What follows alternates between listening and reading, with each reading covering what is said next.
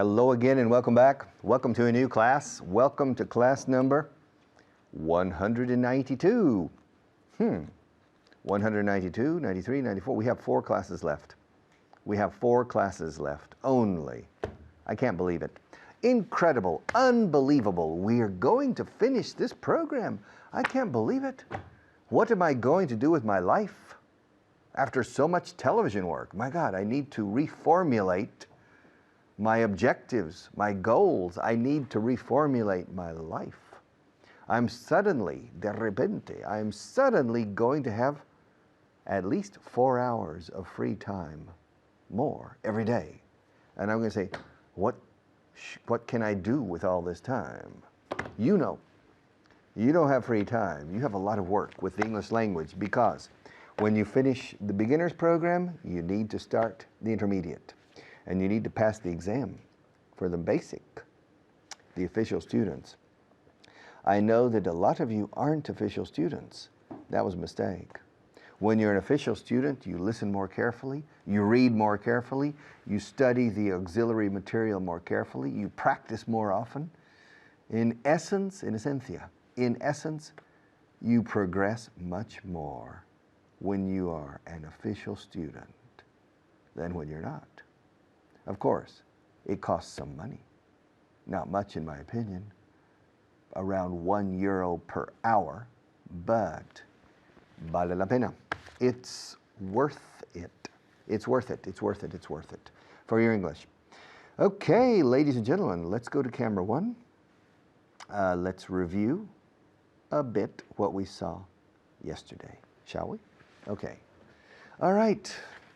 After this class, Maria needs to go to the hairdressers. Yeah. After this class, I don't need to go to the hairdressers, I think. No, not yet. I don't go to the hairdressers. I go to the barbers. I go to the barber shop. Yeah. Very simple barber who cuts my hair and that's it. But she goes to a very sophisticated hairdressers, okay, for all kinds of special things, yes. For her face, for her hair, for her nails, for her toenails, everything. Yes, a lot of very special things, all right? Even some strange injections here. Yeah, for these things. I don't know. I don't understand. Okay, I think I do, yes. You know, I'm sure that when Maria is 40 years old in the future, she will look 26 or 27, because she will take care of herself very carefully, and that's very good, okay? She'll always be young and beautiful. That's the idea, even when she's 55 or 58 like me, okay? And I'm not young and beautiful, but she is, okay? She has that advantage over me. Okay, promise. I beg your pardon. I beg your pardon. I never promised you a rose garden. No, I never promised you. Nunca te prometí un jardín de rosas. I never promised you a rose garden in life. I never promised you that you would learn English in 1 year. It took me 3 years to master Spanish, living in Spain, y yo soy lingüista. ¿Tú pretendes la misma conquista? Esquivando los esfuerzos excepcionales? You can't do it. Yes. All right, it takes a lot of work. El inglés, como la suerte, es algo que se labra. No viene de Dios ni de abracadabra. You have to work. All right, you have to work. I never promised you English with a magic wand. Wand is varita. Abracadabra, presto, you speak English. Congratulations. I never promised you. Promised. I never promised you that. But strangely, many people think that. Many people think that if si hago eso con los eso de veces Vaughan, me aprendo inglés así, boom. Yes, if you work hard. If you don't work hard, no, I'm sorry. I don't have any miracles. I don't have any miracles for you. I don't have a magic wand. Okay, I don't have a magic wand. I can't say, with magic, or sprinkle magic dust over you, and you start speaking English. I'm sorry. I never promised you a magic wand. I never promised you. I never promised you magic dust, polvos mágicos. No, I never promised you anything. The only thing I promised you was blood, sweat, and tears. Sangre, sudor y lágrimas. Hard work. That's the only thing I promised you from the first day of class. Recordaréis, the first day of class. If not, go to the internet, go back. The official students, los que no sois alumnos de esto, oficiales, no tenéis ese acceso, I'm sorry. But go back and watch the first program. And I said, los que llegan a buen puerto con el inglés son los que adquieren musculatura de tanto remar en su bote salvavidas, si no se hunden. Okay? So, you need to develop strong muscles and row. Okay? And you have to. I never promised you anything else. I promised you good progress if you promise me hard work. Together, cómplices en esto, eh? You and me and my colleagues, we are accomplices in this. We need each other, all right? You need me to orientate you. Los americanos decimos orient, para orientar. Británicos, orientate. You need me to orient you and to motivate you. Okay? But the rest is your problem, my friend, and you have to work hard. Okay? And if you work hard, I will be very proud and I will feel much better than if you don't. Because if you don't work hard, this program will fail. I never promised you English. On television and on the radio, other people promise you English with, I think, 900 words or 1,100 words. I don't remember how many words. And they promise you resultados garantizados. Mentira. It's impossible. Y todo diseñado por un equipo de expertos. They never say qué equipo, what expertos. Por un equipo de expertos con diccionario y regalo. Okay? And nobody learns English. And they promise. They guarantee. ¿Qué cara? They guarantee results.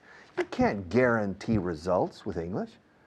I promised you hard work. I promised you constant motivation from my part and the other teachers. We promised you, yo y mis colegas, we promised you a good English course. We promised you energy, passion, hard work from our part.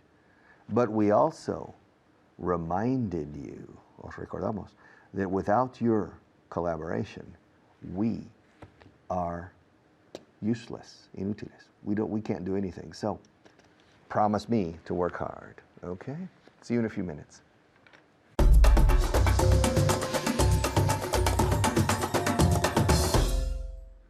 Hello everyone, my name is Layla. Today we're going to do a review class. We're going to practice with the verb to promise, and then we're going to do butchers, doctors, always using the Saxon genitive. And to do all this, Esther is here. Esther, how are you doing? I'm doing very well, thank you, Layla. How are you? I'm doing great, thank you. All right, are you ready to practice? Yes, let's go. Okay, good. At home, are you as ready as she is? ¿Estáis tan preparados o tan listos como ella? Yes? Okay, then let's go. So remember the verb to promise in the past. So every day I promise, yesterday I promised. Exactly, it has the hard T sound, promised. Okay? And so the questions I ask you, I need you to answer them in the positive form. Okay? Okay. All right, so did you promise to help me move? Yes, I promised to help you move. Good, okay, so here, promise to, since it has a T sound, they both have a T sound, we can link it so it sounds like one word. Promise to, one more time? Yes, I promised. Promise to? I promised to move.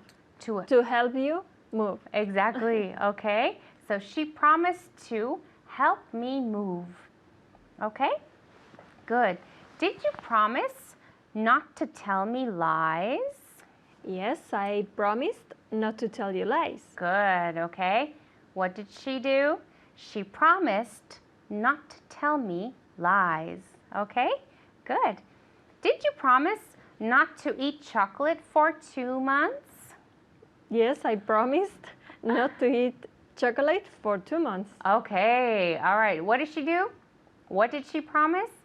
She promised not to eat chocolate for 2 months.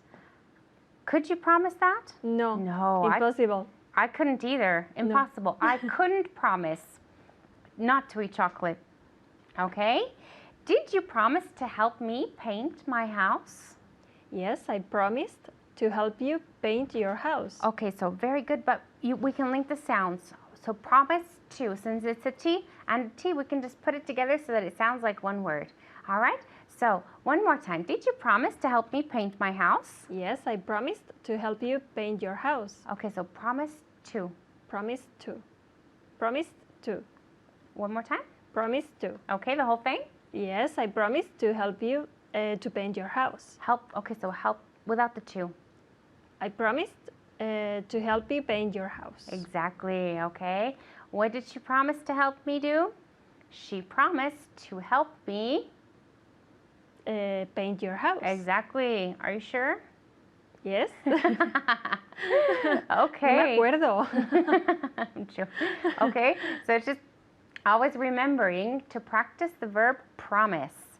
Okay, which has, what kind of sound does it have? A T or a D? T. T. T. Okay, T. And if we can't distinguish between the two sounds, what do we say? Do you remember? For example, when you're spelling something. Yes. Te como?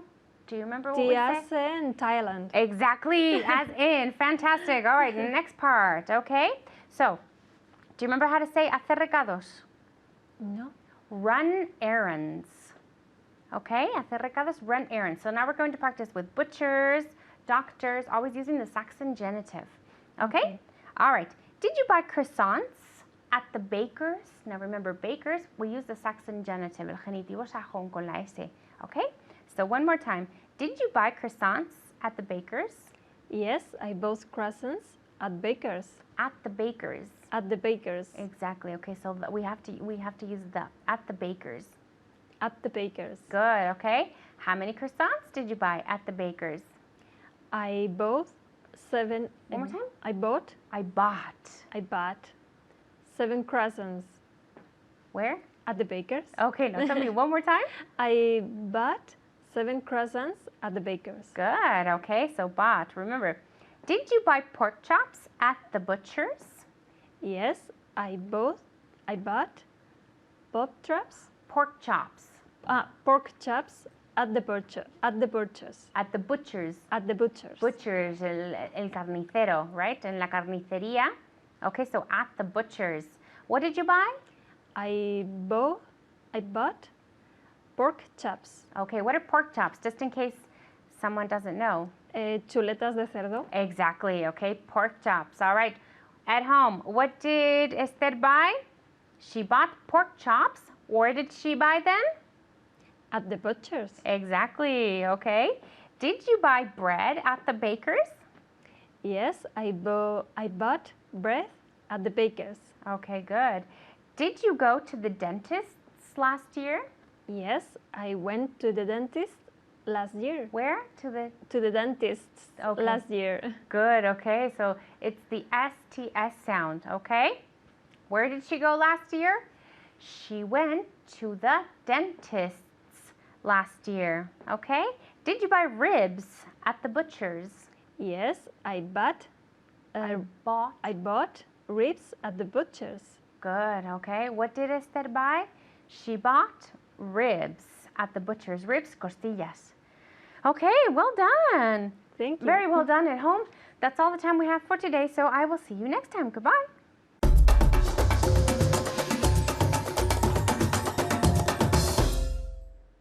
Okay, welcome back. Many years ago, in a town, a small town in Spain called Almonacid de Zorita, I was living in a house and working as an English teacher in a nuclear plant about 5 kilometers away. And I remember I had a student, a good student, Carlos was his name, an engineer, a technical engineer in the plant. And I remember one time we were talking in Spanish, we were speaking in Spanish, not in the class, outside of the class. And I said, vine aquí a la edad de 20 años. And he said, Richard, perhaps it's correct Spanish, but in Spanish we say, vine aquí a los 20 años. A los 20 años. I never forgot his correction, of course, okay? But remember my mistake, a la edad de, at the age of. I was translating from English to Spanish, the expression. I came to Spain for the first time at the age of 20. Aquí no decimos years old después, eh? At the age of 20 years old, no, at the age of 20. All right? Or, mejor todavía, I came to Spain when I was 20. En este caso, se admite years old. I came to Spain when I was 20 years old. All right? Let's practice this on camera number 1, please. All right. I was born when my father was 28 years old. My father joined the Air Force at, let's see, yes, my father joined the Air Force at the age of 18. Yeah. When the Second World War started. Well, when the Japanese bombed Pearl Harbor in December 1941, my father joined the Air Force at the age of 18. Yes, at the age of 18. The next year, in 1942, he turned 19. Now, he spent 2 years training. Oh, he spent 2 years training. All right? Very serious training to be a pilot. And he was sent to England in 1944 at the age, let's see, he was sent to England before D-Day, before the invasion of Normandy. And his birthday is in July, so he was sent to England at the age of 20. Yes. All right. At the age of 20. He joined the Air Force when he was 18, and he was sent to the front to fight when he was 20, 2 years later, basically, a year and a half later. He flew his first mission at the age of 20. He flew his first mission over Germany, flying. He was a photo reconnaissance pilot. He was not a bomber or a fighter. He took pictures, but it was very dangerous. He was flying alone. All right. He came back after the war in 1946, in the beginning, in January 1946. So he came back, or he went back, porque hablo desde España, entonces referencias para allá. He went back to Texas in 1946 at the age of, in January, let's see, at the age of 22. Yeah, he was 22. Yes, he went back, all right, at the age of 22. He got married in 1947. Yes, he got married in 1947 in June. So he got married at the age of 24. Pero se dice más, he got married when he was 24. Years old. Si queréis añadir years old, se añade, no hay problema. Cuando usas when, he was, no at the age of, a la edad de. My parents, when they got married, let's see, my father got married when he was 24. He got married in 1947, but no, he was 23. Yeah, he got married when he was 23. My mother got married when she was 24. My mother was a year and a half older than my father. Now, he started his first job in Houston, Texas in 1947. Yes. He started his first job? No, in 1948. Correct. He started in 1948, after my sister was born. So and in the fall of 1948, in the autumn, in the fall of 1948. So he started his first job at the age of 24. Yeah, No, 25. He was 25. He lost 3 years in the war, 4 years in the war, you see. He had to go to, for flight training in 1942 and 43, and then in combat in 1944 and 45. Basically, he lost 4 years because of the Second World War, okay? So he started his first job, real job, with a wife and 1 daughter, my sister, at the age of 25, when he was 25 years old. I was born when he was 29. Nope, 28. My father was 28 when I was born. He was transferred to New York for special training in his company. 8 months of training. Wow, it's a long time for training. It's a very serious company. He worked in a very good company all his life. And he spent 8 months in a training course in New York City. So that was in 1953, okay? So he was transferred. Dentro de las organizaciones se fue trasladado. No es que se mudara, porque le mudaron, vamos. He was transferred to New York with the family, me. I was little, I was 2 years old when he was 29. Yeah, 1953, when he was 29. And then he moved back to Texas when he was 30. Okay. He retired in 1982. He retired when he was 59. My father retired when he was 59. He retired at the age of 59. He retired when he was 59 years old. He retired at the age of 59. Okay? And he came to Spain for the first time in 1973. So he came in the summer, just around his birthday in July. So he came to Spain for the first time when he was 50. He came at the age of 50. Okay, I'll be back in a few minutes.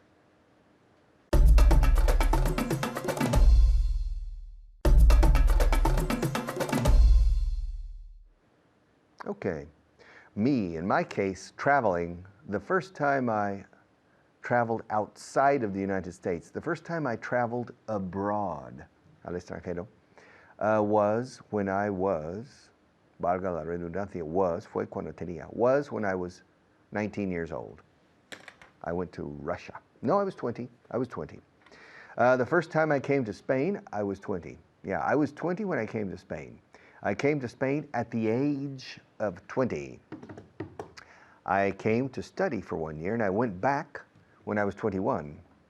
And then I finished my studies, and I came back a second time when I was 22. Okay? And I started teaching English when I was 22. I got married when I was 26. Yeah. I don't have time to continue, but you understand. I'll be back in a few minutes.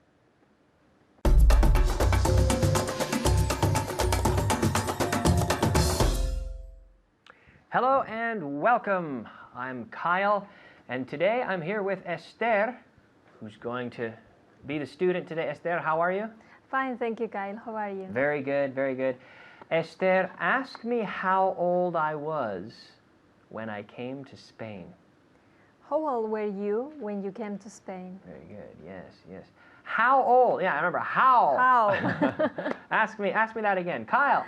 How old were you when you came to Spain? Yes, I was 23 when I came to Spain. Now, I can say I was 23 when I came to Spain.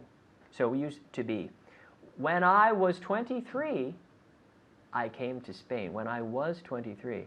I can also say at the age of 23, I came to Spain. Okay? So here, I'm going to give you some facts. They're facts because they're true. I'm not going to lie to you today. These are true facts.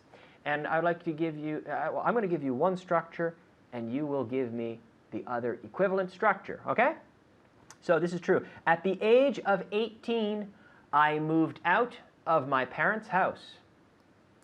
And So you can say when you were. when you were 18, you moved out of your parents' house. It's true, yes. At the age of 24, I started teaching. You started teaching when you were 24. When you were, yes. You started teaching when you were 24. At the age of 24, you started teaching. Now, the order, you can say you started teaching at the age of 24. Or at the age of 24, you started teaching. It's the same. The order doesn't matter, right? Now, also true, at the age of 28, I started doing the radio show. When you were 28, you started to do the radio show. That's right, that's right. He died at the age of 138. Now, he is a man, there was a man in India. He died in 2008. He died at the age of 138. This is true. Yes. So what can you say? He died when he was 138. 100 and? 138. Right, right. Remember, 100 and. Yes, he died when he was 138. Yes, yes. Okay, so at the age of 12, Beethoven became an assistant organist. Beethoven. He became an assistant organist at the age of 12. So at home you can say, when he was 12, he became an assistant organist. Very, very young. Yes. Beethoven, right? Mm-hmm. Now, at the age of 14, Woody Allen, here we have a phrasal verb. Woody Allen took up the clarinet. You know, the clarinet. Now, do you know what that means, to take up? Comenzar. It's like he adopted a hobby. Like, I think I'd like to learn the guitar. So I think I will take up playing the guitar. It means to start to do something, typically with a hobby, right? So at the age of 14, Woody Allen took up the clarinet. When he was 14, Woody Allen took up the clarinet. Yeah. Mm-hmm. At the age of 27, Ernest Hemingway published his first novel. When he was 27, Ernest Hemingway published his first novel. Published. Published his first novel. Yeah. Now you can change the order. Try that at home. Change the order. He published his first novel, or Ernest Hemingway published his first novel when he was 27. 27. That's true. Yeah. At the age of 27, Jimi Hendrix died. Yes, Jimi Hendrix died when he was 27. Yeah, it's true. Now, at the age of 28, Bob Marley recorded the song. I Shot the Sheriff. There you go. I Shot the Sheriff. That's right. At the age of 28. So what can you say? Bob Marley recorded the song I Shot the Sheriff when he was 28. Right. Did he shoot the deputy? No, he didn't. That's right. But he did not shoot the deputy, but he shot the sheriff, apparently, yes. Now, a college dropout. You know what a college dropout is? No. To drop out is to quit, when you stop doing something. So a college dropout means a guy who left university. He quit. Named Steve Jobs. You know Steve Jobs, Apple? Mm-hmm. Apple computer. At the age of 21, Steve Jobs founded Apple. Steve Jobs founded Apple when he was 21. Yeah, 21. Wow. Nice business, huh? Yes. Well done. Now, at 38, at the age of 38, Neil Armstrong became the first person to walk on the moon. Neil Armstrong was the first person became the first person to step on the moon when he was 38. 38, yes, when he was 38. So at the age of 38, Neil Armstrong became the first person to walk on the moon. When he was 38, Neil Armstrong became the first person to walk on the moon. Mm-hmm. Okay, so J.R.R. Tolkien Does that name ring a bell? ¿Te suena? Does it ring a bell? Yes, it rings a bell. So he wrote the first the first part version of Lord of the Rings when he was 62. Yes. G.R.R. Lord of the Rings, right? G.R.R. Tolkien. Yeah, J, right? The J. J. J. R. Tolkien wrote the first part of Lord of the Rings when he was 62. When he was 62, yes. This is another true story. My father, when he was 21, he patrolled the Alaska Highway, which my father is a police officer. Well, he was a member of the mounted police. You know, the guys in the red uniform. And he patrolled the highways from Canada up to Alaska through the snow when he was 21. So when he was 21, so what can you say? At the age? At the age of 21, your father patrolled the Alaska The Alaska Highway. Highway. Yes, very interesting. A lot of the Alaska Highway, there's some parts that are actually lakes. Yeah. And when the lakes freeze, they drive the car straight across the lake. It's incredible. Yeah. And he Yes. worked there stopping people for speeding or whatever. Yeah. So Elvis died when he was 42. Elvis died when he, at the age of 42, Elvis died. Yeah, at the age of 42, Elvis died. Barack Obama was 48 when he was elected. At the age of 48, Barack Obama was elected. Yes, very good, very good. Okay, well done, Esther. Great Thank job you. today. And great job to you at home. Thanks for watching. I'm going to send you back to Richard, but we'll see you soon. Bye-bye.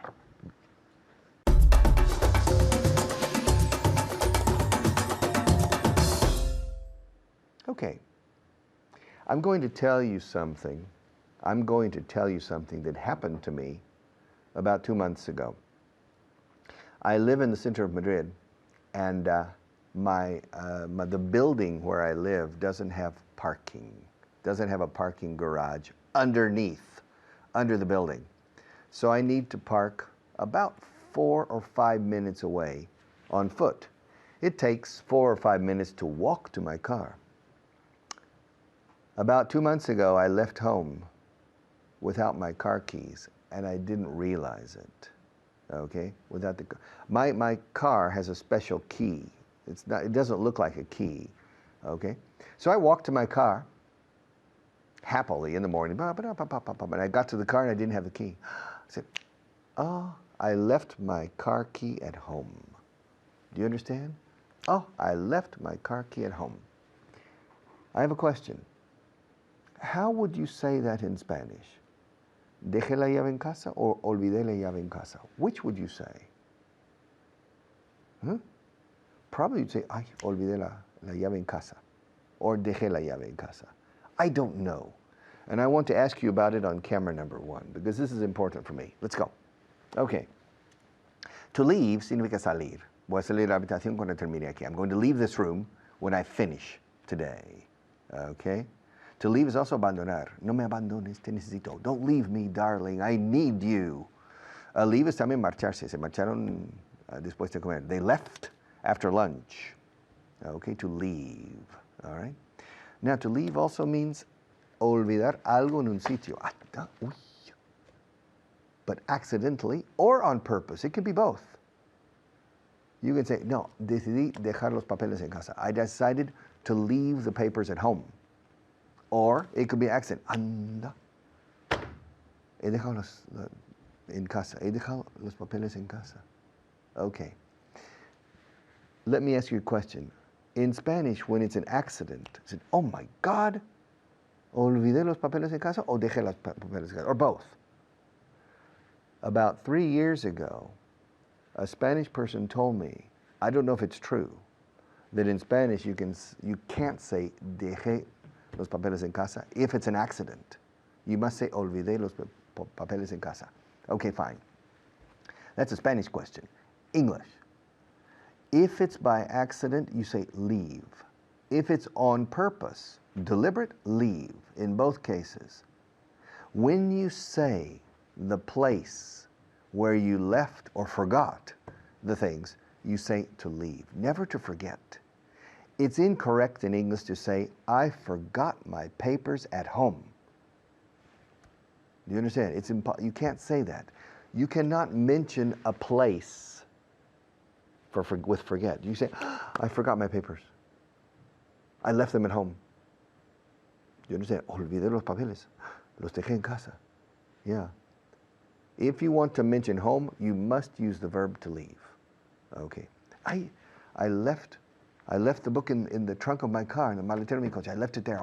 Now, Maria, after this segment, can I go? Do we have time to go to my car and bring it back the book? I wanted to show you a book similar to this one. This book, Vocabulary Time, you see. But I don't have the book. It's called Gimnasia Gramatical. It's very, very good. And I wanted to show it to you, but I left it in my car. My God. I forgot to bring it. Olvidé traerlo. Lo dejé en el coche, sin querer. ¿Se entiende sin querer aquí? I left it in my car. I can't believe it. I'm a basket case. I'm a case. Yo soy un caso. Caso perdido. Dice que I'm a lost case. En inglés también se dice, I'm a lost case. I never remember anything. I always forget to bring my books. I always leave them either at home or in my car. I can't believe it. And you know, I have a tendency to forget things. I have a tendency to leave things in my office. And when it's really important, for example, if you come to me in my office and you say, excuse me, Richard, are you going to see Ramon this afternoon?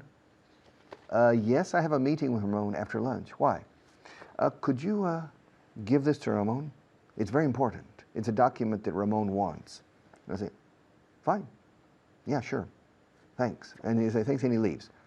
After the person leaves, with this piece of paper, this document, which I am the intermediary between that person and Ramon, I get up.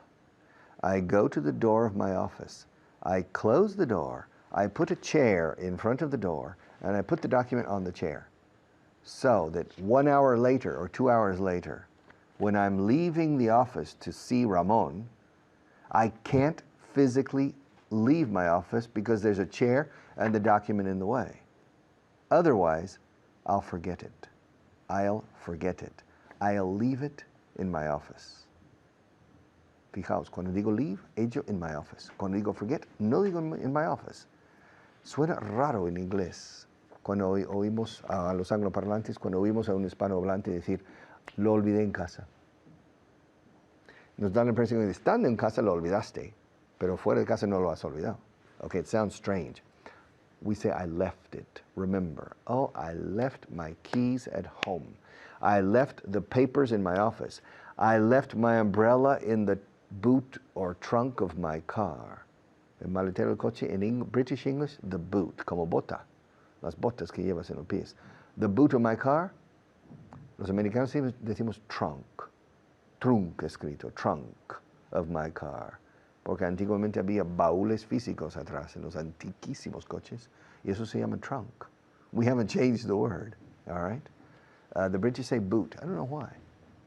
For me, trunk is more logical because at the beginning of automobiles, the old cars had un baúl atrás. They had a trunk. So trunk has 4 meanings in English. Trunk. Interesting. Trunk means tronco de árbol, the trunk, the tree trunk. Trunk means trompa de elefante, the elephant's trunk. Trunk means baúl, a trunk. And trunk means in America y Canadá, maletero del coche, the back of your car. The trunk of your car. And trunk also in telecommunications, okay? Trunk lines are líneas de transporte telefónica, de telefonía, trunk. So trunk is a very important word to remember. But nevertheless, often, if I put something in my trunk, I forget it. I leave it in my trunk and later say, oh my God, I forgot when I came here to first open the trunk and get it. Now it's too late. I left those documents. I'm sorry, I left those important documents in the trunk. I completely forgot to open the trunk and get them before coming here. So I left them in the trunk. I left them in the trunk. I forgot to bring them. All right. I'll see you in just a few minutes.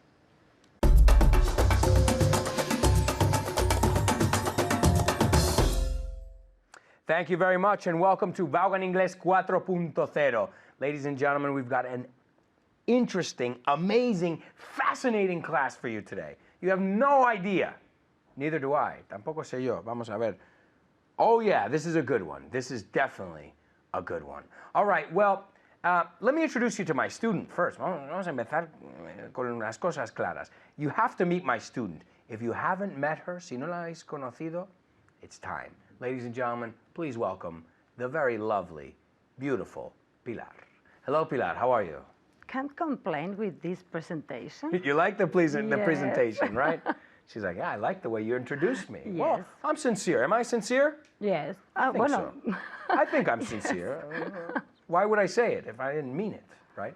Okay, now, today we've got a lot of stuff to look at, okay? So, you know what we're going to look at first. 5 words that we call... the vocabulary. The Me has puesto una V. the vocabulary. Vocabulary. Vocabulary. Vocabulary. We're going to look at vocabulary today, or the vocab. Yes. The vocab. Y así nos quitamos la U esa del Yes. final.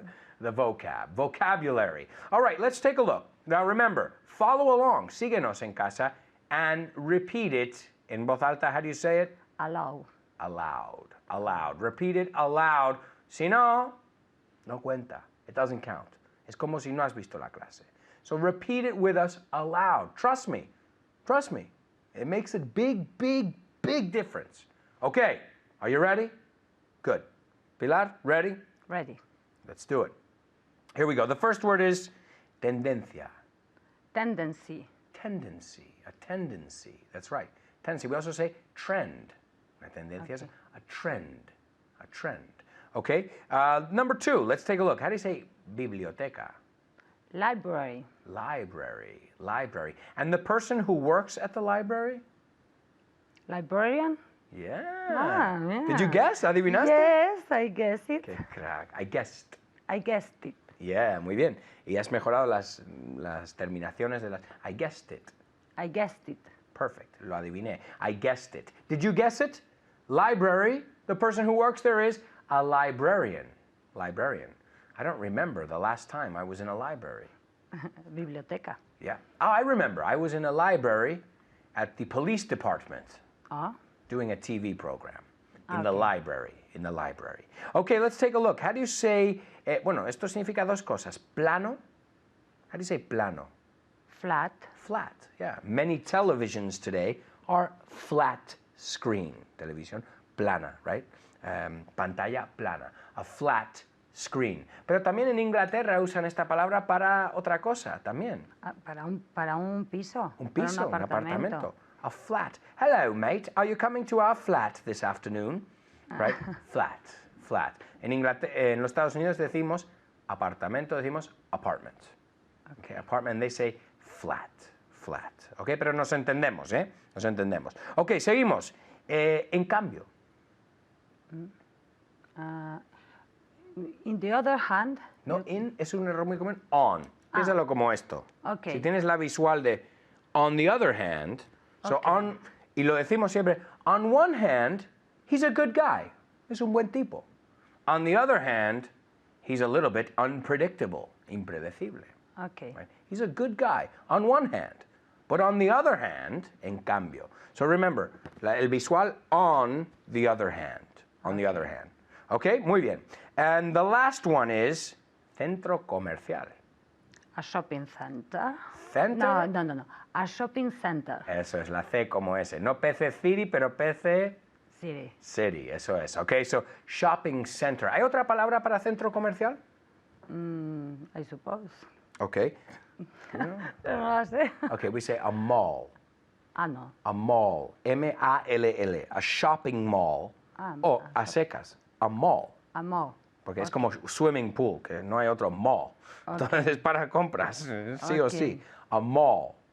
A lo mejor es porque quieren añadir letras, no sé, pero es mall a secas, no hay que decir shopping mall, Okay. Ahora con center sí.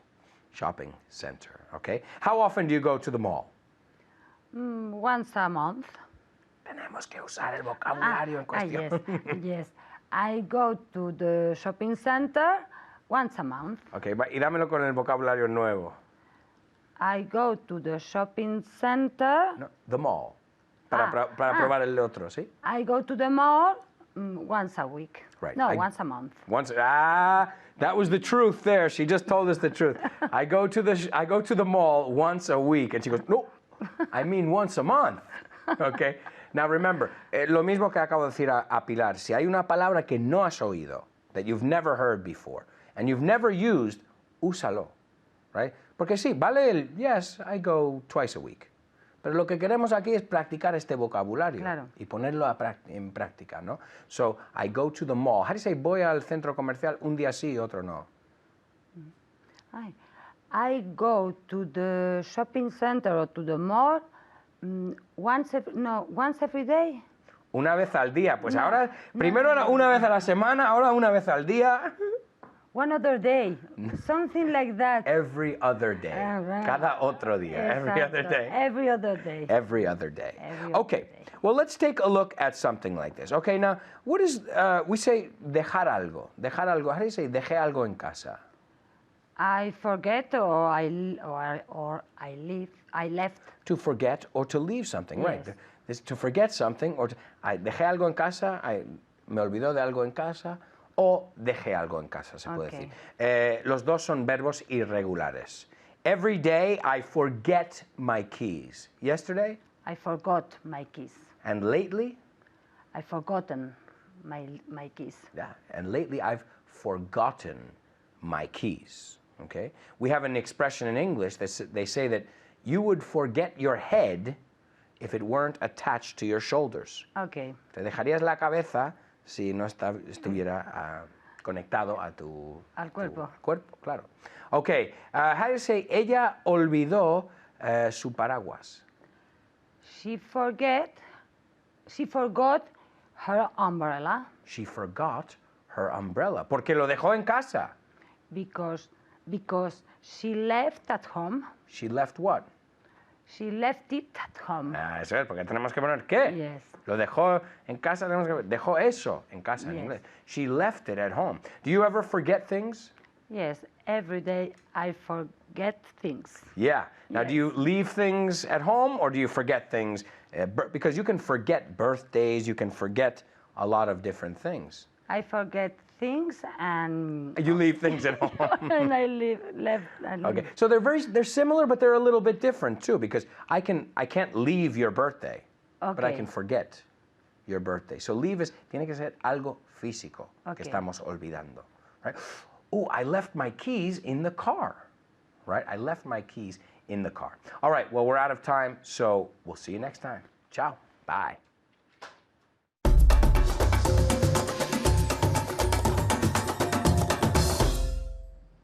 Okay. Class number 192 is now history, which means we have only 3 classes left. Yes. I can't believe it. It's incredible. It's unbelievable that we are actually finishing this program. Actually no significa actualmente en inglés, es un amigo falso. Actually in English means realmente. I can't believe that we are actually finishing this course. It's been a long time. Ha sido mucho tiempo. It's been a long time. And I'm still enjoying my job, teaching you. I'm enjoying it. And I certainly hope that you're enjoying it. Because the more you enjoy this program, the more you like English and the more you progress. See you tomorrow.